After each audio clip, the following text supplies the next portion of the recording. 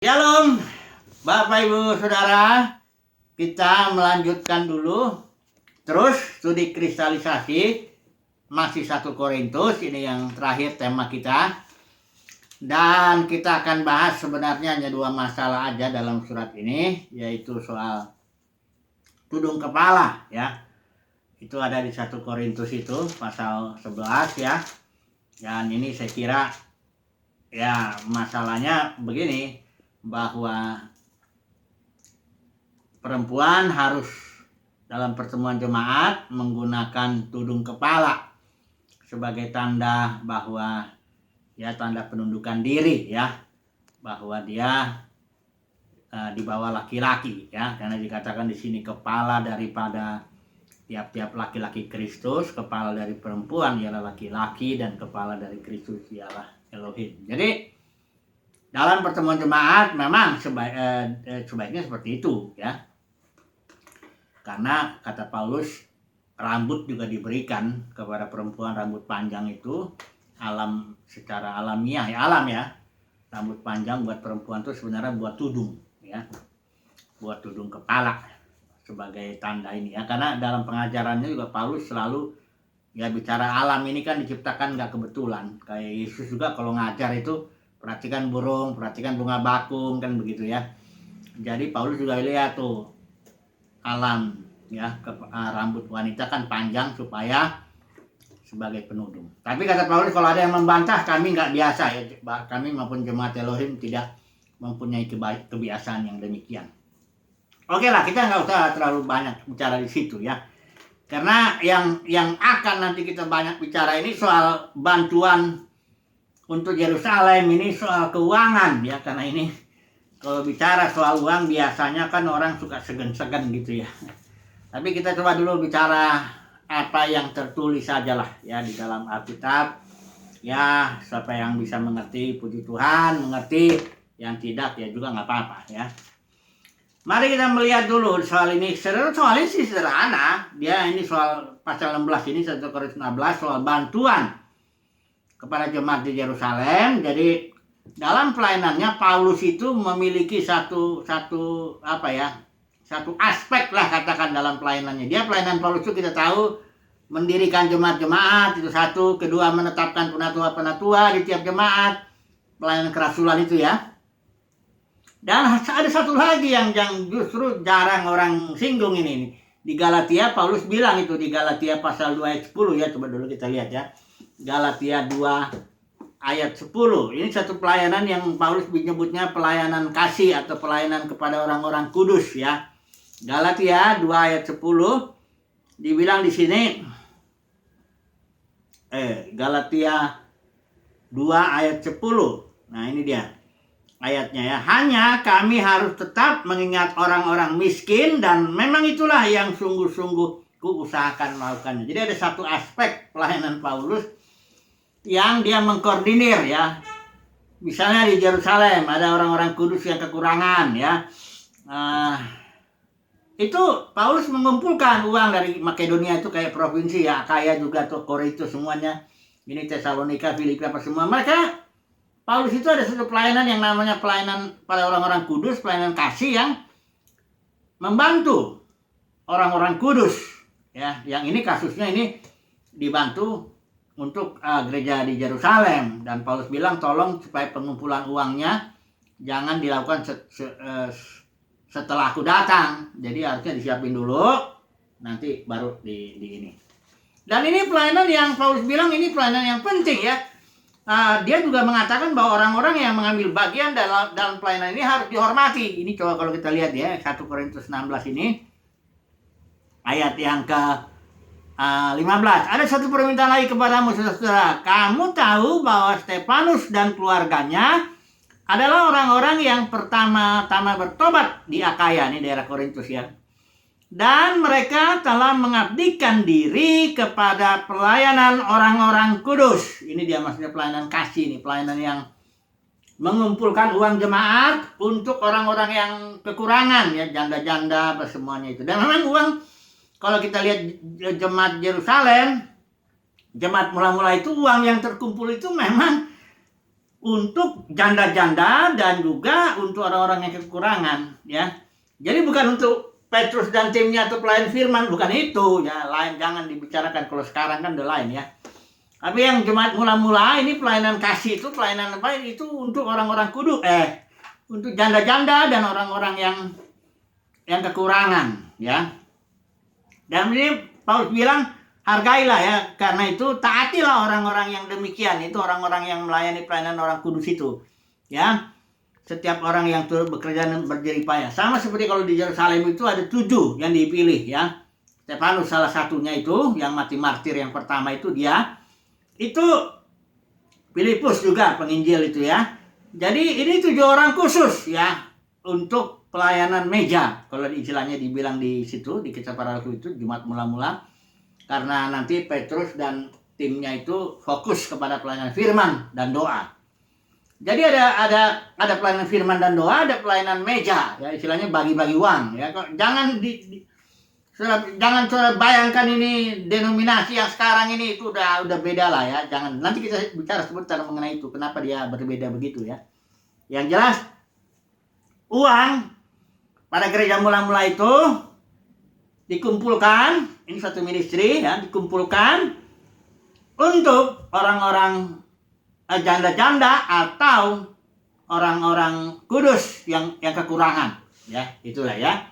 Jadi itu satu ministry yang, bayangkan saudaraku, seorang seperti Paulus yang demikian hebat lah, dia salah satu aspek pelayanannya keuangan, ya, membantu pelayanan kasih, ya, kalau dibilang itu, atau pelayanan kepada orang-orang kudus, ya. Dan dia sangat hati-hati sekali, ya, dalam soal keuangan. Nah, sekarang pertanyaannya begini, Paulus sendiri kalau gitu dari mana dia dapat duit, ya? Yang jelas, ya, tidak pernah Paulus mengumpulkan uang, ya, untuk dirinya atau untuk ministrinya, tidak ada. Dari mana sekarang ministri Paulus ini ditopang, ya? Karena kan semua ministri butuh uang, ya kan? Yesus sendiri ministrinya ditopang oleh beberapa perempuan kaya yang menopang 13 orang ini, ya. Yesus dan murid-muridnya itu. Nah, sekarang ini Paulus, siapa yang menopang pelayanannya? Nah, ini Paulus bilang, ya, pertama dia memang tent maker, ya, membuat kemah. Dia beli kain, ya, dia olah itu, barangkali diwarnakan dulu, baru dia bikin kemah dan dia jual lagi, ya. Dia bikin kemah, ya, dia tent maker, walaupun tidak selalu, tidak setiap saat dia melakukan itu, ya. Itu satu, ya, dia dapat uang dari itu untuk memenuhi kebutuhannya dan kebutuhan timnya. Kemudian yang kedua, Paulus juga mendapat bantuan sesekali, ingat, ya, garis bawahi, sesekali dari jemaat tertentu. Misalnya Filipi, jemaat di Filipi itu membantu Paulus, ya. Tapi khusus untuk Korintus, Paulus tidak mau terima itu, karena jemaat di Korintus mengkritik Paulus. Nanti kalau kita lihat 2 Korintus itu, Paulus bisa dicela nanti, ya, kalau dia terima uang itu dari jemaat Korintus. Karena juga di jemaat Korintus nanti kita lihat, barangkali 2 Korintus lebih jelas, ya. Ada juga guru-guru palsu yang cirinya tuh uang, ya. Itu sebabnya Paulus nggak mau disamakan. Nanti saya jadi sama dong kalau saya terima uang dari jemaat Korintus. Walaupun dia itu hak dia punya hak. Kata Paulus bilang, berlebihankah kalau aku menuai hasil duniawi dari kamu, karena aku sudah menabur hasil rohani, kira-kira begitu, ya. Jadi yang kedua, Paulus dapat bantuan sesekali dari komunitas atau dari jemaat, ya, atau dari orang-orang tertentu. Contohnya misalnya Gaius. Waktu di Asia Kecil, ya, barangkali di Efesus itu, Paulus menumpang di rumahnya Gaius. Gaius ini seorang yang kelihatannya dia, mungkin Rasul Yohanes juga memuji dia, Gaius, ya. Seorang yang mendukunglah pekerjaan Tuhan dengan cara seperti itu, ya. Jadi Paulus mendapat sumber keuangannya. Pertama dia bekerja sesekali, kedua juga sesekali dia kerja, sesekali dapat bantuan. Lain, ya, jangan disamakan dengan sistem yang nanti saya bicara ini, yang sistem sekarang ini yang hamba Tuhan melayani dapat duit, dapat itu nanti dulu, sebentar dulu.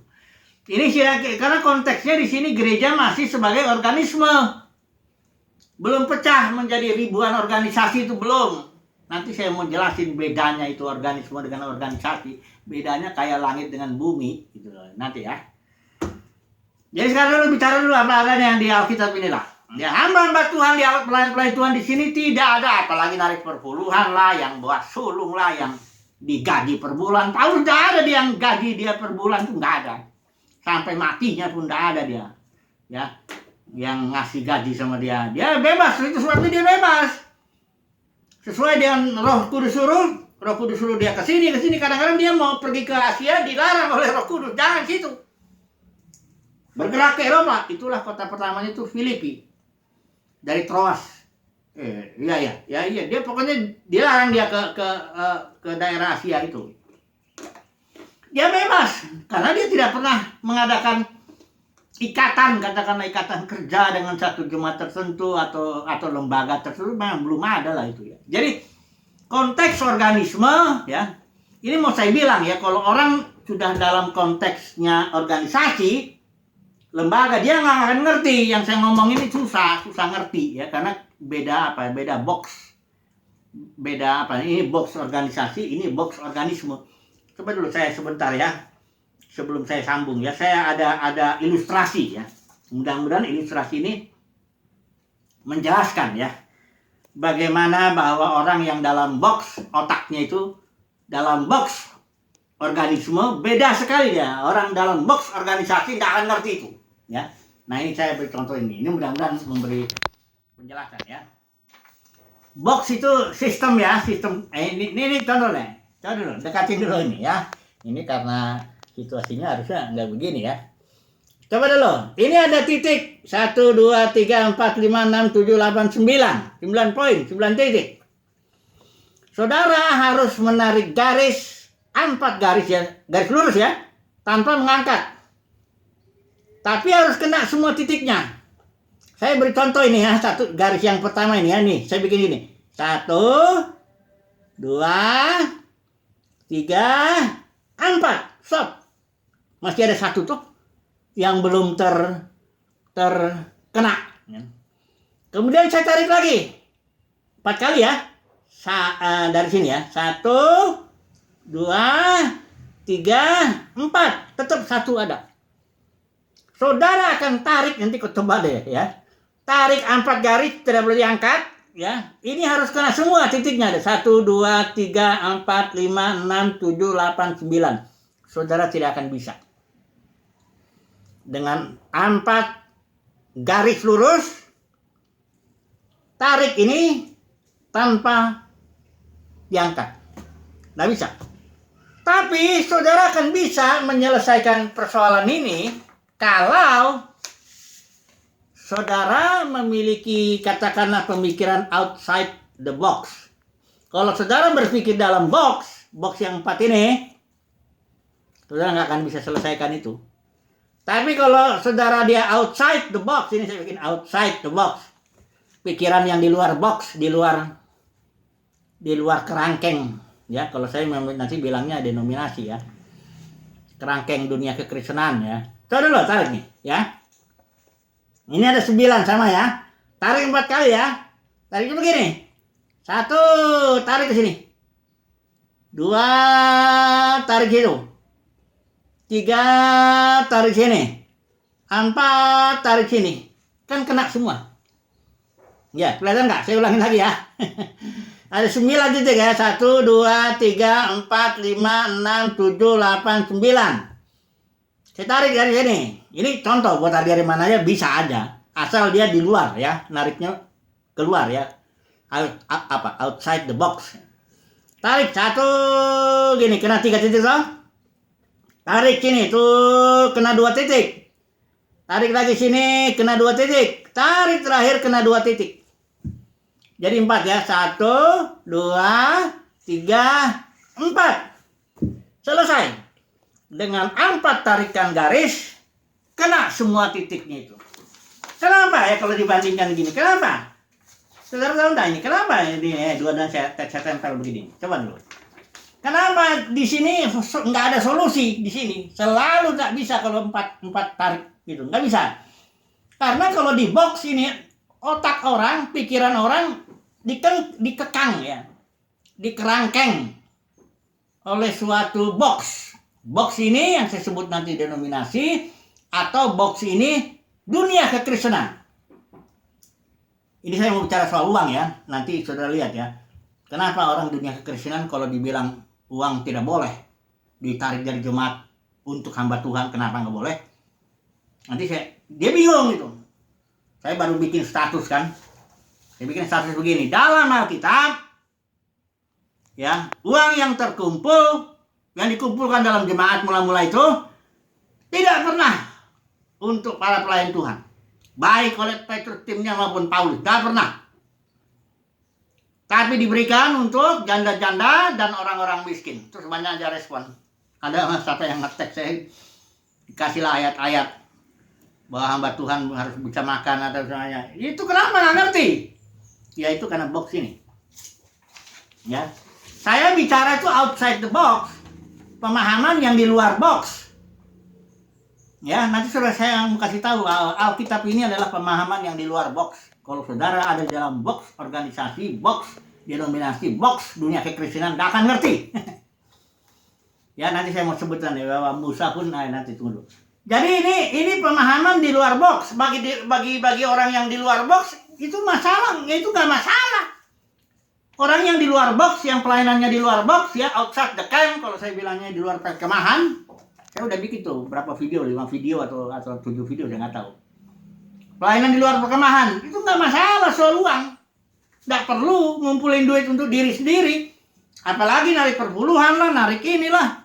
Saya udah 20 tahun ini di luar pelayan, di luar box, di luar kemah ya, di luar dunia kekristenan.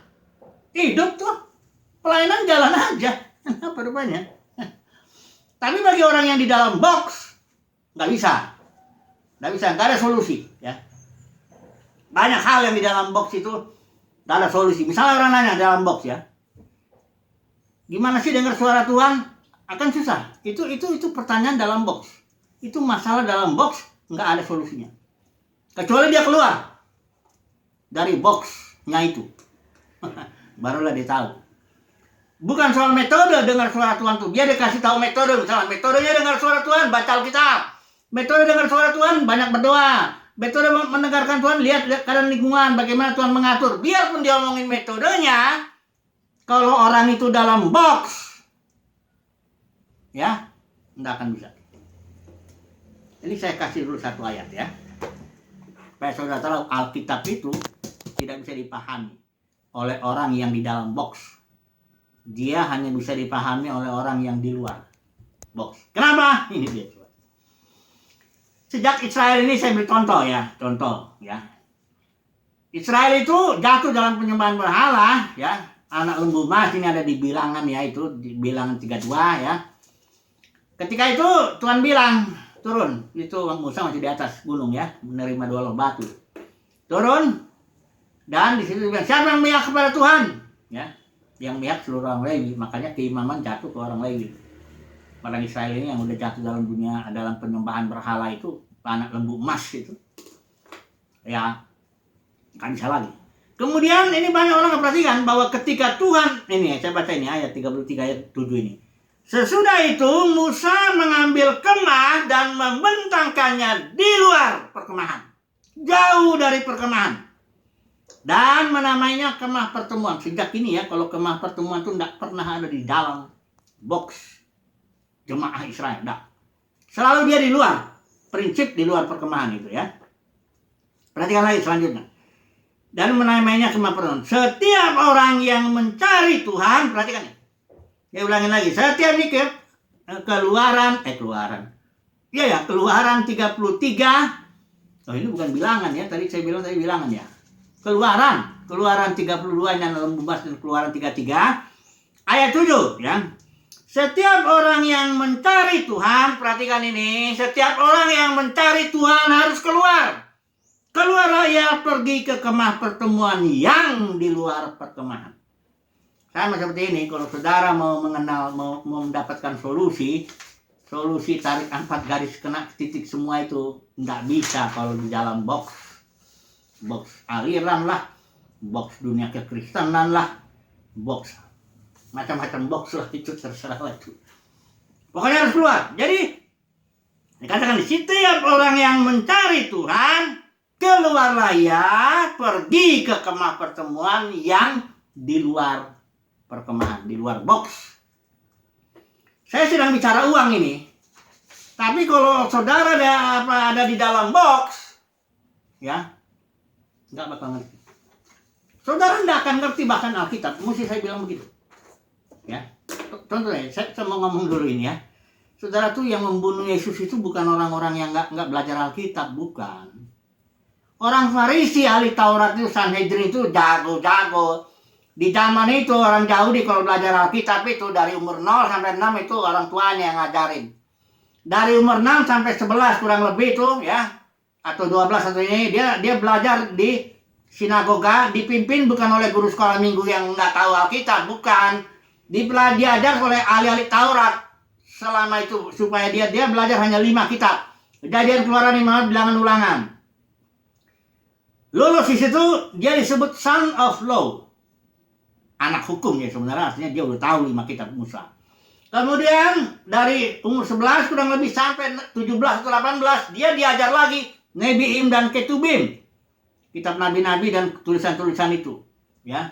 Kan kalau itu Torah itu kan hanya itu 3. Kemudian dari 7-8 biasanya dia dinikahkan oleh bapaknya. Karena orang Yahudi di zaman itu enggak kawin-kawinan, enggak pacaran. Langsung dijodohin aja. Jadi orang tuanya yang menjodohkan dan orang tuanya ngasih ajarin cara cari duit. Kalau dia mau jadi ahli Taurat, dia belajar lagi terus sampai usia barangkali sekitar 4. Ahli Taurat itu kenapa ahli itu kan dia nyalin. Dulu kan belum ada fotokopi. Nyalin, nulis terus dia begitu. Terus saudara tuh tahu kan dulu ada tradisi yang mengatakan itu nggak gampang nyalin itu. Bisa ada barangkali 10 orang kurang lebih menulis, nanti dihitung jumlah hurufnya itu benar nggak jumlahnya. Itu sangat teliti luar biasa. Ahli Taurat tuh nulis apa?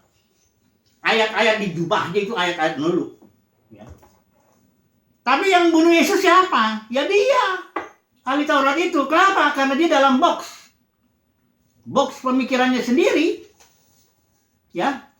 Yesus di luar. Makanya Yesus bilang, kenapa kamu gak ngerti bahasaku? Yohanes 8 ya. Tuh dulu kita baca dulu. Yohanes 8 ini lucu sih sebenarnya. Bukan lucu, banyak orang nggak bahas ini.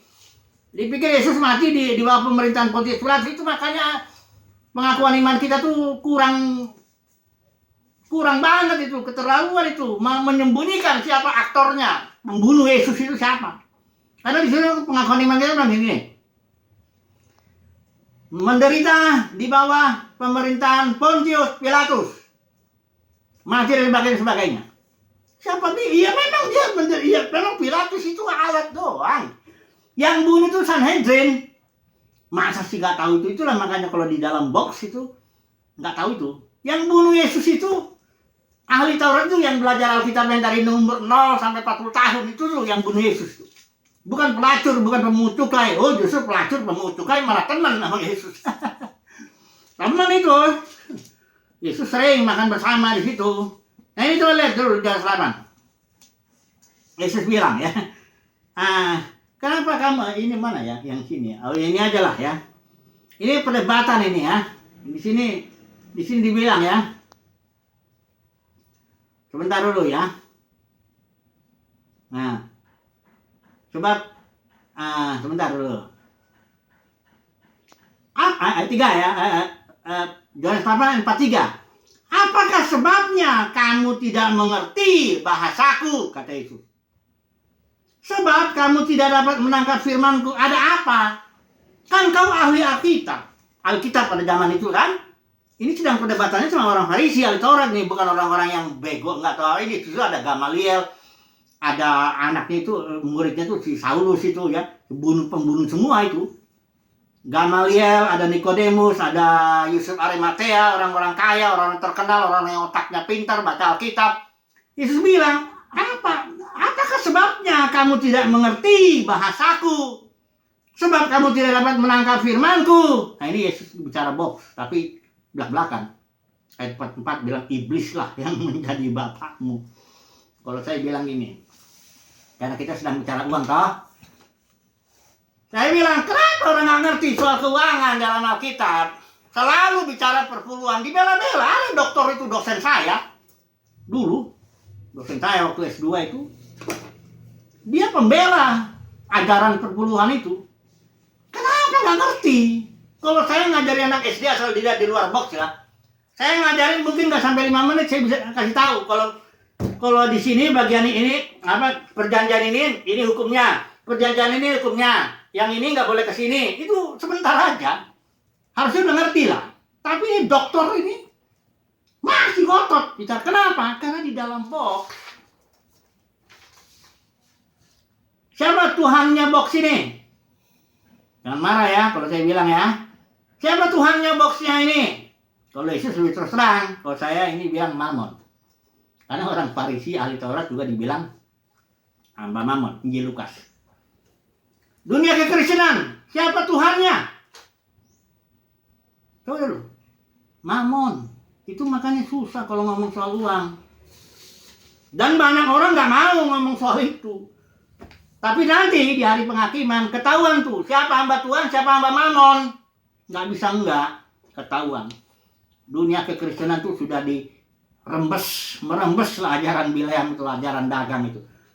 Nah ini saya ngomong sedikit, saya penutup dah ya. Ini sebenarnya sudah kristalisasi, tapi kadang-kadang saya gregetan juga kalau ngejelasin. Kenapa susah kamu mengerti? Ya, Alkitab ini sebenarnya sederhana, asal kau keluar dulu dari boxmu itu aja. Kalau kau di dalam box itu nggak bisa. Box dunia kekristenan atau box aliranmu, box denominasimu ya kayak gitu, susah. Nggak ngerti ya. Jadi begini, kalau ini sebenarnya masih berapa menit lagi?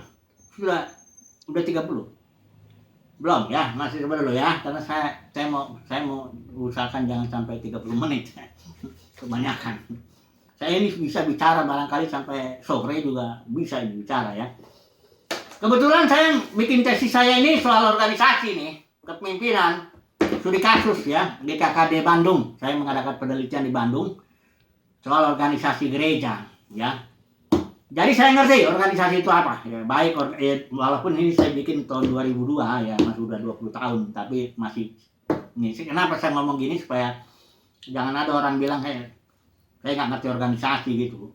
Saya belajar ke manajemen yang klasik, manajemen yang human relationship itu, yang Dale Carnegie mulai tahun 1960-an tuh, maupun berbagai-bagai manajemen modern.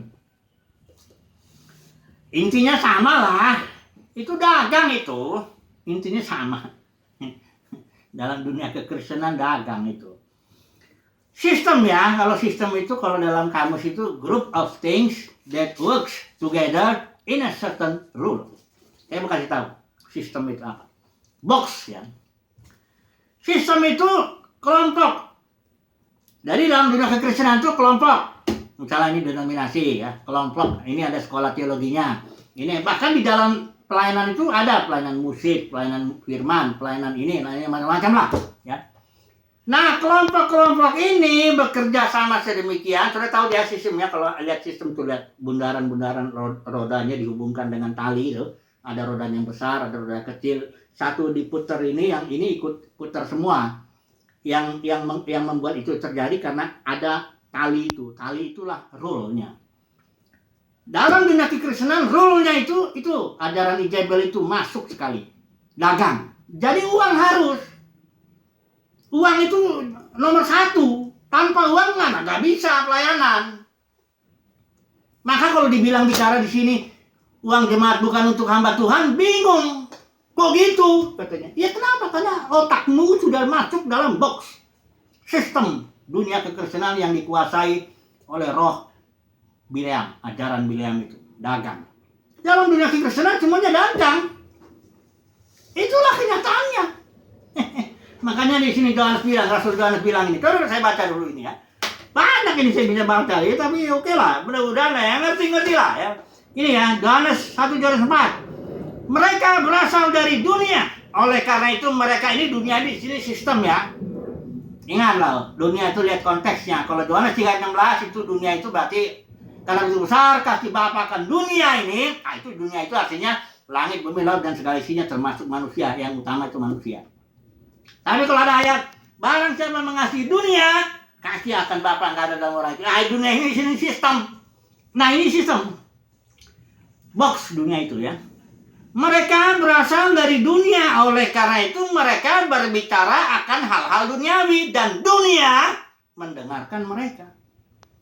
Jadi kalau ada orang bicara perpuluhan ya, karena mereka orang dunia, ya, sama jemaat, sama-sama dunia, ya dengar. Tapi kalau ada orang di luar, outside the box, saya ini outside the box, orang bingung. Kok nggak ngerti? Padahal dalam hati saya, kok nggak ngerti ya? Alkitab ini begitu. Ya bukan begitu sederhana, tapi artinya nggak ribet-ribet banget.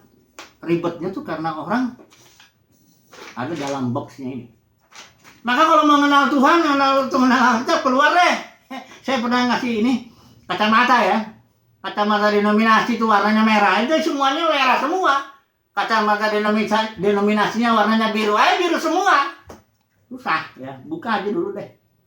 Tapi ya bayar harga, harus ada iman ya. Kalau mau kayak orang Israel mau keluar dari Mesir, ada iman. Kalau tidak ada iman, tidak bisa. Kalau nanti dunia memusuhi kamu, gimana? Kalau dunia kekristenan benci sama kamu, ya nggak apa-apa lah, kita sedang mengikuti orang yang dibunuh oleh dunia keagamaan di zamannya. Yesus itu dibunuh oleh dunia keagamaan di zamannya. Kalau saudara dan saya sebagai budaknya Yesus, dibenci, dikucilkan, dibuang dari dunia kekristenan, apa yang aneh? Apa yang lucu? Nggak ada yang lucu, nggak ada yang aneh. Ya, syukur-syukur nggak dibunuh. Ya. Barangkali kalau bisa dibunuh juga. Untuk kalau cuma dibenci aja nggak apa-apa lah. Kalau cuma dikucilkan doang, ya cuma kecil dibanding Yesus yang dibunuh oleh dunia kagak. Ingat ya, kita mengikuti seseorang yang bukan hanya dikucilkan, tapi dibunuh oleh dunia keagamaan pada zamannya. Ini kalau saudara dan saya mau menyenangkan dunia kekristenan, kalau saudara dan saya mau bermain-main dengan mamon, ya, dalam pelayanan, kalau saudara dan saya tidak rela dikucilkan, tidak rela dibuang oleh dunia kekristenan, saya mesti kasih tahu, engkau tidak sedang mengikut Yesus. Saya ulangi lagi, kalau engkau tidak mau bayar harga itu, ya, untuk dibenci oleh dunia kekristenan, untuk dikucilkan oleh dunia kekristenan, engkau tidak sedang mengikut Yesus. Oke lah, banyak ini semua bicara ini. Kesimpulannya apa soal uang ini? Jadi ya gampang ini. Kesimpulannya ya, pokoknya hamba Tuhan, pelayan Tuhan tidak boleh ngumpulin uang dari jemaat. Tidak boleh. Nggak ada haknya itu. Ngumpulin uang. Mau perpuluhan kayak, mau persema. Paulus, Petrus tidak pernah. Ada nggak contohnya? Apalagi narik perpuluhan. Itu lebih dosa lagi. Itu merampok. Saudara lihat 210 itu. 210 itu bicara gembala yang baik Yesus dibanding dengan Farisi ya. Bukan iblis ya. Konteksnya itu orang Farisi itu. Yang perampok, pencuri, itu dia yang ngambil uang dari jemaat itu. Peduli amat uang apa kek, mau dalam perpuluhan kek, mau janji iman kek, mau apa kek, perampok itu yang ngambil duit dari jemaat. Karena jemaat uangnya selalu harus dibagikan kepada orang-orang miskin, janda-janda. Sementara bagaimana hamba Tuhan itu bisa hidup? Inilah Paulus bilang tadi hidup, Petrus juga hidup. Udahlah, makanya kalau di dalam box susah saya ngomong ya, bisa sampai berbusa juga, nggak ngerti. Jadi keluarlah saudara dari box saudara, keluarlah dari aliran dari box dunia kekristenan, maka kau akan gampang mengerti keuangan ya gereja. Haleluya, amin.